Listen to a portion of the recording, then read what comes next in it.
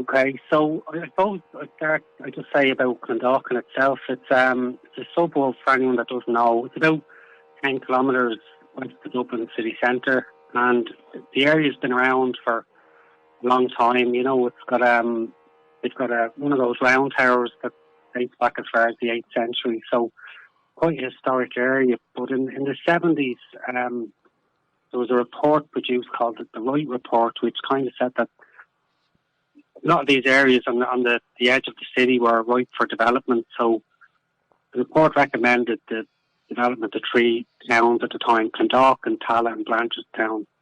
So Clondalkin was set up as a result of that report in the 70s. And then through the 80s and 90s, the area itself kind of expanded dramatically, you know. So it was kind of a small rural kind of village before that, and just kind of grew beyond all recognition then over the next 20 years. And then in the 90s, I suppose, what happened was what has been called the second opiate epidemic. And that was, I suppose, a nod to the fact that there had been an opiate epidemic in the inner city in the 80s, and it's been well covered. There was marches and a lot of community action around it. So a lot of young people kind of started taking heroin and other opiate drugs in the 80s in the inner city. And this kind of made its way out to the suburbs in the 90s. So that really took hold in Clondalkin in the 90s.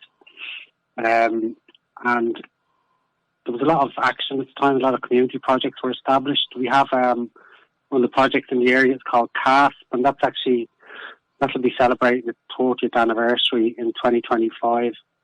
So around this time, around the 1996, I think it was, the Rabbit Report was produced, and that was the Minister for Drugs at the time, called Pat Rabbit. This report was produced. It wasn't actually called the Rabbit Report, but it's been kind of come to be associated with him.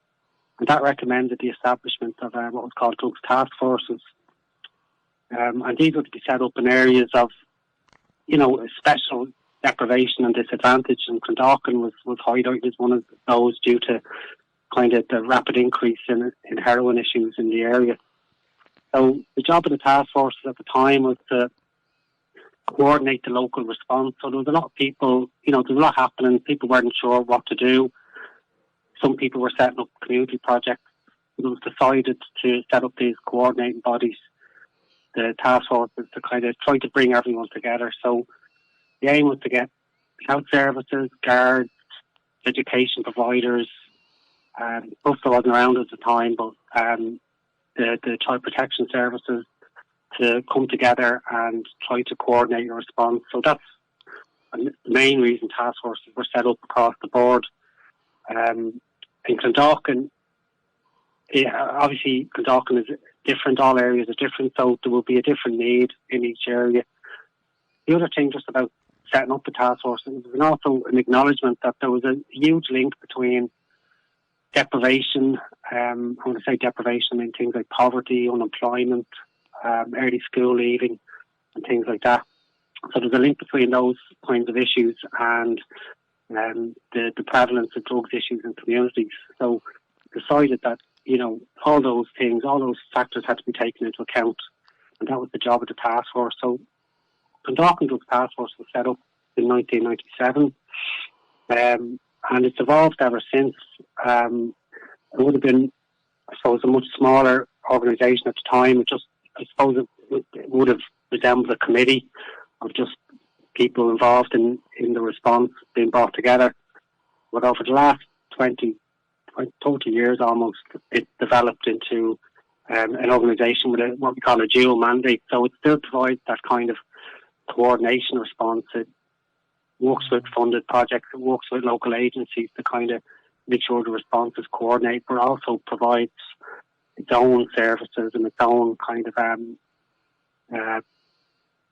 its own projects designed to meet the need in the area. So alongside coordination, we provide an under 18 service where we work directly with young people. We do a lot of work in schools, we do a lot of training of staff in the area, and we run an addiction studies program. So we do all sorts of other things like podcasts. We have a community participation forum and things like that. So that's, I suppose, the whistle-stop tour of it. Yeah, the task, your task force, all the task forces, it's a great idea, I think, to have them, and I think Pat Rabbit and a lot of other people deserve a lot of credit for setting them up and keeping them going, like yourself, over the years. And am I right in saying that one big change has only happened in the last several years, I think, is now that you include alcohol in your remit? Yeah, I think it was 2011-ish. Might be wrong on that, but it could be in 2012. So yeah, so we were called drug task forces for most of their history, and then about 10, 11 years ago, we decided to retitle all the task forces the drug and alcohol task forces.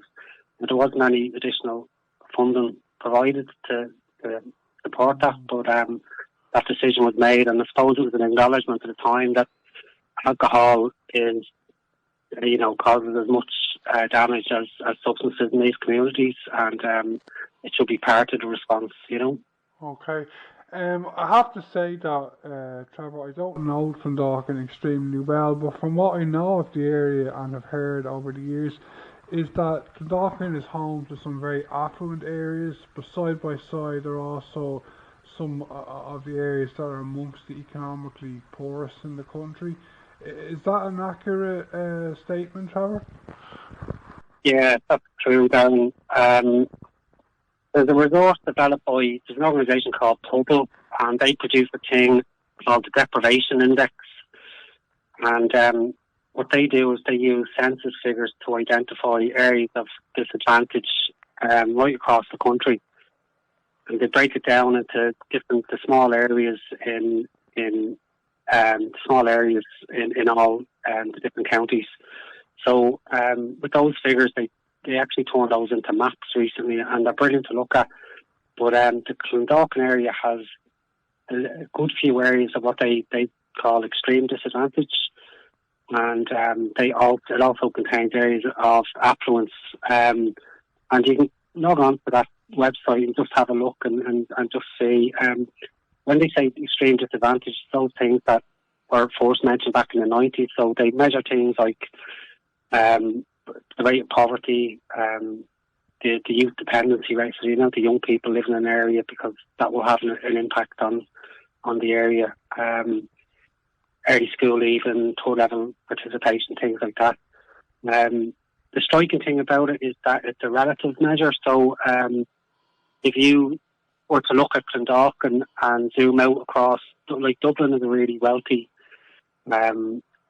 city, and there's, this index would identify a lot of areas that are, most of Dublin is kind of neutral or very affluent.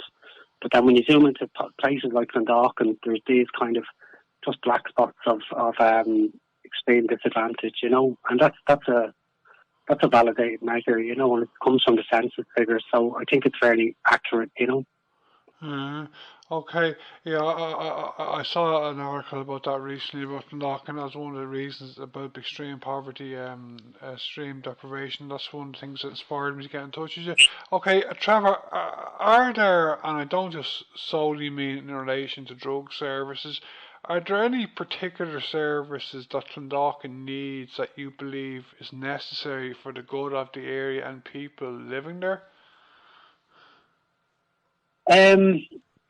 So many of the issues that are faced by the area are systemic. So poverty isn't something that's easily fixed by services, but you can definitely alleviate it with services, and we do have a long list of things that are required. And even though we do have some drug services, even within drugs, there's development. So there's a lot that we're doing at the minute on recovery.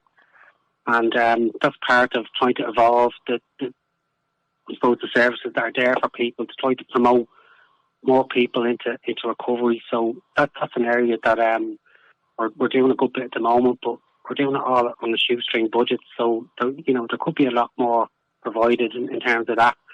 I think a huge gap in our area is support for young people. As I said earlier, there's a very high youth dependency ratio, and that's basically the number of young people in our areas that are supported by adults is quite high. So there's definitely a need to, provide more youth-focused services, so more youth services, more kind of outreach, youth diversion type projects. We think there is a lot of good stuff being done with very young children, but there would be more done in terms of providing support to, very young primary school age children.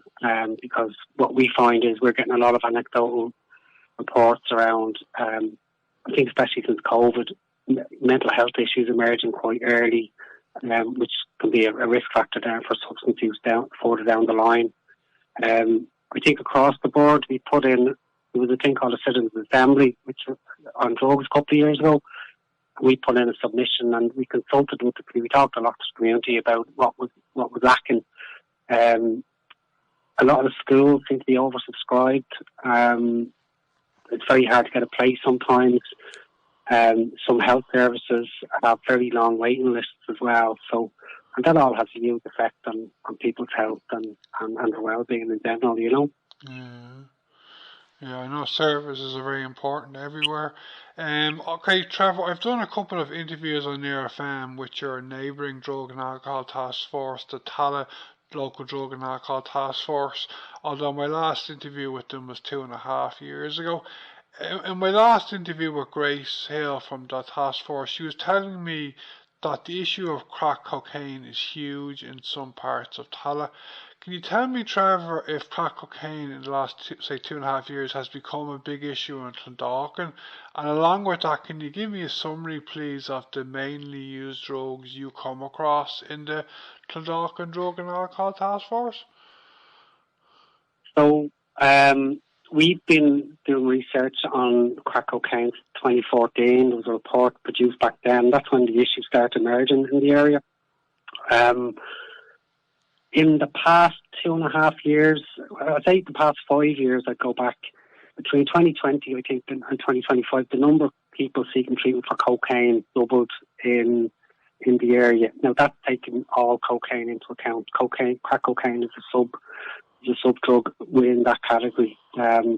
What we found is that there's a lot of people coming to services now for crack cocaine use. I was talking to one of our outreach workers the other day, and I don't know if your listeners know, but the outreach workers, part of their role is to hand out clean needles as part of a harm reduction strategy. So, and they were set up a long time ago, but what they're doing now is they're actually supplying people with crack cocaine harm reduction supplies now at double the rate that they are of clean needles. So it's actually outstripped the demand for crack pipes and stuff has actually doubled now compared to needles. So yeah, it is a huge issue, and obviously, it has a massive effect on people. It's a very hard substance to work with people, and the people that are on crack cocaine are generally using it as part of a cocktail of other drugs as well. So, their lives can be quite chaotic, and they can be, very distant from services as well. I suppose the main drugs, to go back to that, cocaine would be the number one drug in the area now. Alcohol is actually the second most treated drug at the minute. Beyond that, then you've got heroin and opiates, so there's still quite a large population of people using heroin and opiates, and every now and then you'll hear there'll be an uptick in that.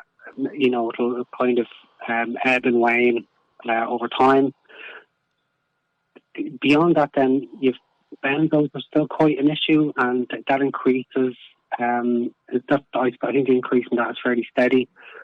You've cannabis as well, which is increasing, and that's come from not really being something that we would have dealt with a lot, say, over the last 10 years, to being much more. It's presenting much more as services these days. I think another substance that we're concerned about, though it's not coming through in the treatment as much, is nitrous oxide, because that's a really visible substance. We know people are using it. You know, I've myself witnessed people using it in cars, and it's fairly visible in the community. And then you probably would have seen it yourself. It's the canisters have been kind of dumped everywhere in the community and creating a real a negative kind of picture of the area, and probably creating a weird norm for young people who think that's kind of a normal substance to have around you. Those are the main substances, really.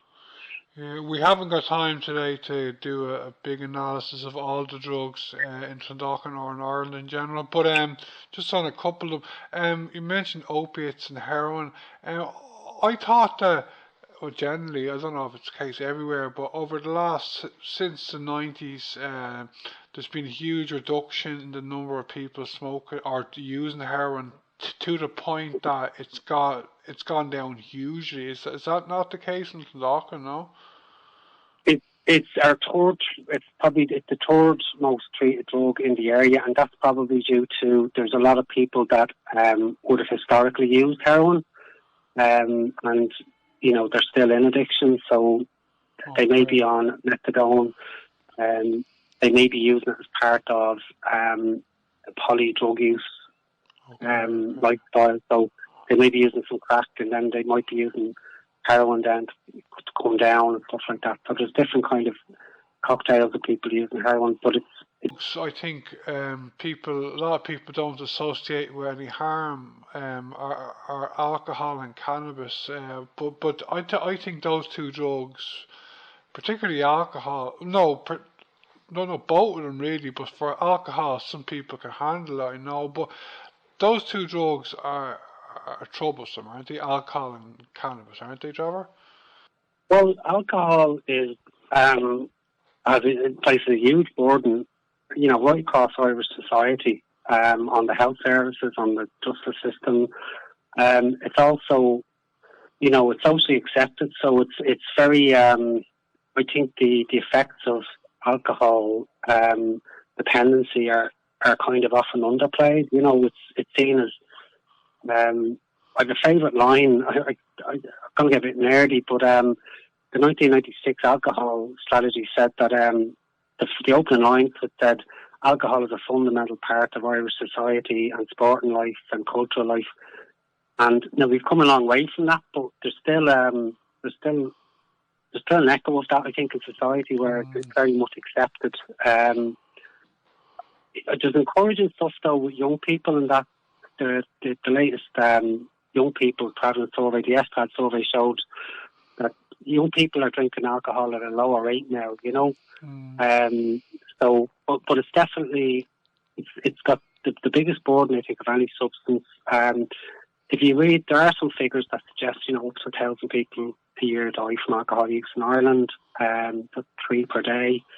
But beyond that, I mean, the cost in terms of the effect on the family, the effect on the community, there's all sorts of other social issues that are, magnified by alcohol use. If you go to any court during the week, nearly every case will have alcohol in the background somewhere, So yeah, you can't I don't think you can underestimate the impact of alcohol. And cannabis, likewise, is it's something that's increasingly seen in treatment figures. It has a huge impact on people's mental health, especially young people who are able to access it now. Beyond that, there's also this, there's the mental health aspect of it. So, yeah, there's a lot of reasons to be concerned about cannabis at the minute, I've done a couple of interviews with Dr. Bobby Smith in Cherry Orchard Hospital. That's the number one drug he deals with as regards young people. He's very worried about it. And about alcohol, as you said, I saw that research as well about young people. The statistics came out recently about young people. It's great news. I think there has, as you said, been great progress in the last only few years with the Public Health Alcohol Act, but there's still a long way to go. Okay, Trevor, I read on social... Can I just say on the public health alcohol bill? So, that was really important, and I don't think it's affected people's lives too badly, but I think the measures that were brought in, structural separation, minimum unit pricing, they're all contributing to, a more regulated market around alcohol and a much more common sense approach. There is a piece going on at the minute around alcohol labelling. I know the industry are really against it, but that's an important piece at the minute. That has to be supported, because it's important that people are made aware of, the health effects of alcohol. I know. Yeah, I've covered that process for 7 years, the Public Health Alcohol Act, and I only interviewed Sheila Gilheany from Alcohol Action Ireland last week about the health labels, so I agree with you on that. Trevor, I read on social media that you and a couple of your colleagues were in Leinster House a couple of weeks ago. Can you tell me a bit more about that, Trevor, and also how hopeful you are for the future? That your meeting in Leinster House a couple of weeks ago will bring about enough change for your organisation's future? So we recently launched our Under 18s project, and as part of that launch, we were invited into Leinster House by Deputy Mark Ward to give a presentation on what we do. So we gave a presentation on what we call the Clondalkin Prevention Lab, and with that project, what we're trying to do is prevention has been around for 50 years in Ireland. I think in 1974, the first policy was written on it. And what we're trying to do is we're trying to promote the idea of prevention across the board and develop in Clondalkin a space where we can try out different things and come up with really fruitful prevention measures in the community. So that's what the Prevention Lab is, and how it works is we work a lot with schools, so we'll go into schools and we'll do education with children, but we'll also train the teachers, the caretakers, the secretaries, any of the ancillary staff that are there in how to support a young person around substance use. We'll work with the school administration and make sure they have a policy that's up to date and, has the students' interests at heart. And if the school identifies any issues with children within the school, they are able to refer on to an under 18 service or on to a youth service. And a big part of that project is we have people working on it from the task force, from youth services, and from some other agencies in an effort to try to put as much support around young people that are struggling with substances as possible. So that was an opportunity just for us to highlight that project and just highlight the other issues in the area around, say, intimidation and the growing population. And we are hopeful that, I think with the new strategy coming the end of this year, with the Citizens Assembly that's been published last year, that there's a growing will there to support communities and to put funding in and to really take on the drugs issue in a way that it hasn't been done before. So we're hopeful that's going to happen and looking forward to seeing that happen. I hope you're right, Trevor, because the last time I interviewed Grace Hill over 2 years ago, she was telling me that funding is a huge issue for their task force. Funding is an issue, and we're doing as much as we can with what we have. But we are it's important to try to, I think, work with funders and try to, draw a picture for them and tell them a story that they can buy into and that can, lead to positive outcomes for the communities we work with,